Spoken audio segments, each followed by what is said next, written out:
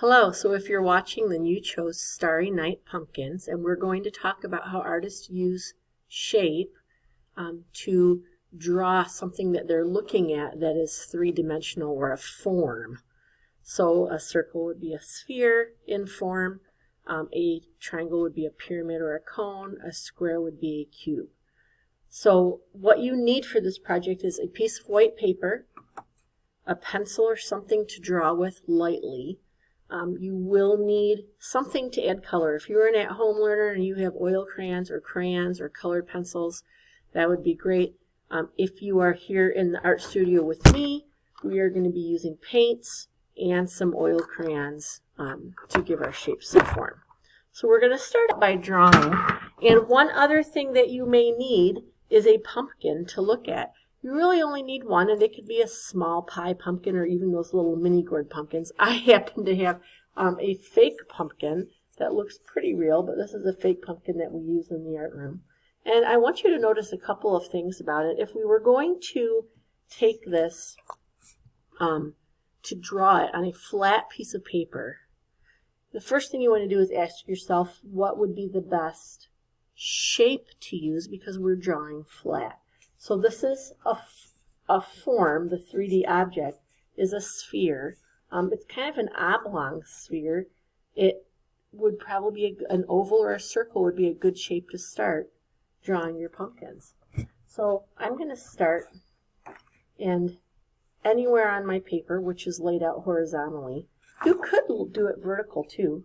I suppose you can choose which way you want to do this, but I'm going to do it horizontal.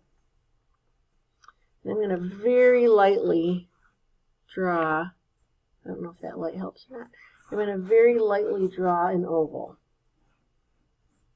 The reason I'm going to draw lightly is because I may do some erasing at the end, and I don't want my pencil to show through it. I want to be able to erase easily. So I'm going to do that. Now, I only have one pumpkin to look at, but I know that pumpkins look similar, and so I can add a few more pumpkins to my Starry Night pumpkin patch, really. And I'm going to decide whether they're going to overlap behind or in front of. I'm going to do a smaller pumpkin right here, kind of a smaller, stouter pumpkin, so more of a circle than an oval. And then I can use an eraser to erase that line out of there. So now that is in front. I have the bottoms kind of the same. You want the bottoms to be kind of the same. You don't want pumpkins floating around. And then maybe I'll do another pumpkin back behind here. So I'm going to do 3. I've had kids do several more pumpkins when I've done this project in the past. And you could do another small one back here. You could do another small one over here. That would be up to you, but I'm going to focus on 3 today. Once you get that mapped out, you want to do a line for your ground where your pumpkins are going to sit in that pumpkin patch. And it doesn't have to be perfectly straight, but it's going to be a line that's going to show us the difference between the sky and the ground. So I'm going to do this. And a lot of you know that when we're drawing a line that's going behind something, I do the pretend line, pretend line. So I'm going to pick my pencil up, and I'm going to pretend to draw, pretend line, pretend line. And then I'm going to come over here. So let's do that. Pretend line, pretend line, pretend line, pretend line, pretend line. And then I can finish it over here when I get to the other side. So now I've got a ground line, and I have my sky up above. Now I want to go in and actually do my pumpkins. And I'm looking at my stem now, and I'm looking at what kind of a shape or lines can I use to draw this stem. And a lot of times we think of stems as rectangles, but this one's curving a little bit. Also, I want you to notice that the stem is down inside the pumpkin. It kind of goes down inside. So to really start giving my shapes some 3D form, I'm going to put my stem down inside. So I'm going down below my oval line, and I'm going to draw kind of a curvy rectangle shape. Artists all the time when they draw think about how they can look at something and what shapes do they see, and then we're going to draw that shape. Now, I know that not all pumpkins are exactly the same, so I know that in here I can draw different kind of curvy rectangles, just like that. Or maybe even almost like a cone, you could call those. So there are my stems, and they're all down below that line, and then I can go in and erase that line. Because my stem is in front of it, I don't need that part of my oval or circle anymore. The next thing you want to do is do these ridges. Now, the ridges in your pumpkin are not black lines. They're indentations where there's a shadow. So you don't ever see a black stripe on your pumpkin. So we're just going to kind of notate those. We're going to end up painting over these, but then we're going to go back over with oil crayon later. So if you look at these lines, they start at the stem and they curve out. And the other thing you want to pay attention to is they're not straight lines. A lot of times kids want to draw a pumpkin and put straight lines. They're curving with the outside of the pumpkin. This one's curving to the right, and this side curves to the left. And as they get to the middle, they get a little straighter. So I'm going to start at this stem. I'm going to curve out and down to the bottom. Here I can go back over around the outside and darken it in a little bit. Here I'm going to curve from this side. Oh, and I've got a pumpkin in my way, so this is when I do that pretend line, pretend line, pretend line, and come through to the other side. I'm going to kind of change the outside of my pumpkin here a little bit.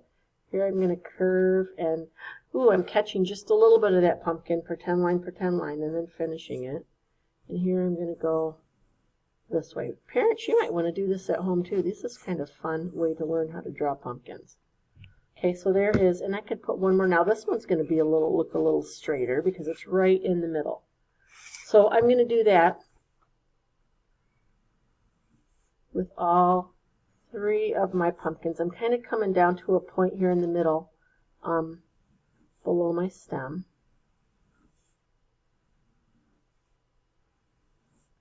Like that. And we'll do it on this one. Now this one, I can go pretend line, and it just cuts off that edge. And I'm pressing a little darker with my pencil, but not much. Ooh, I just made that pumpkin a little bigger. That's okay. So there are my three pumpkins. They're already starting to look a little more three-dimensional, don't you think? So that's how you draw pumpkins, and then next we're going to move on to adding paint. So to add color, if you are an at-home learner, you may not have paint, and if you don't, you can use oil crayon, you can use crayon. If you have watercolor paint, you can use watercolor paint. You can use colored pencil. Marker might be a little difficult to use with this project, but crayons would be okay. So if you are a face-to-face learner in the art studio, then we are going to use these tempera cakes. Okay, so the first thing we're going to do is talk about secondary colors. So secondary colors are the colors that you get when you make or mix primary colors. So the first thing we're going to do is add paint. So down at the bottom, you want to use a good color for your pumpkin patch. Could be brown, could be green, could be a mix. I'm going to use green. So I am rubbing and rubbing this green. With tempera cakes, you want to rub and get them. See how it's looking a little frothy and thick? That's a good indication that it's going to be nice and thick. You want this paint to be nice and thick. When artists paint, they generally paint from the background to the foreground, which is why we're not doing the pumpkins first. One of the reasons for this is as I'm painting in my basic area, if I get a little bit of green in that pumpkin, it's not going to be that big of a crisis because I can paint over it when I fill my pumpkin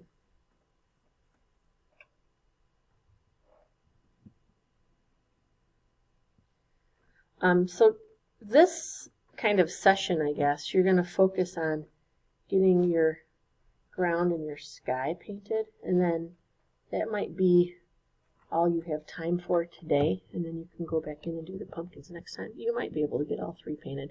You do want to let it dry a little bit in between each painting, in between each section, I should say, so you don't have colors mixing and blending together. But if you're getting this thick enough, it won't be too much of a problem. Okay, so I've got that done, and now I'm going to do my sky.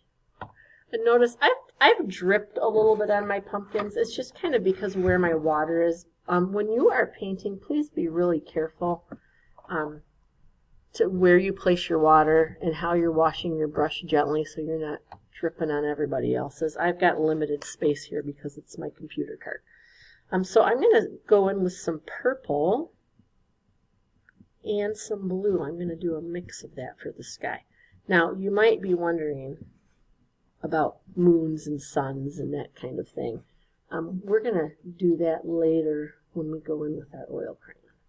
So right now we're just not worried about details. We are just doing blocks of color.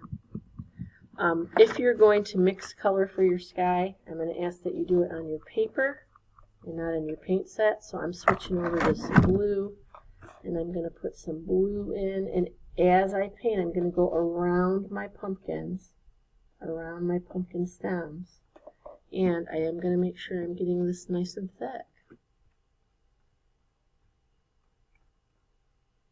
I'm also kind of making sure I'm painting in the same direction. Brush stroke, which you'll hear that term a lot, brush stroke is shows up in your paintings, and brush stroke matters. So I'm going around my pumpkins, but I'm also trying to smooth my paint out, and I'm thinking about brush stroke as I do this. So I'm going to continue to paint my sky, and part 2 of this will be painting pumpkins and then adding all those details.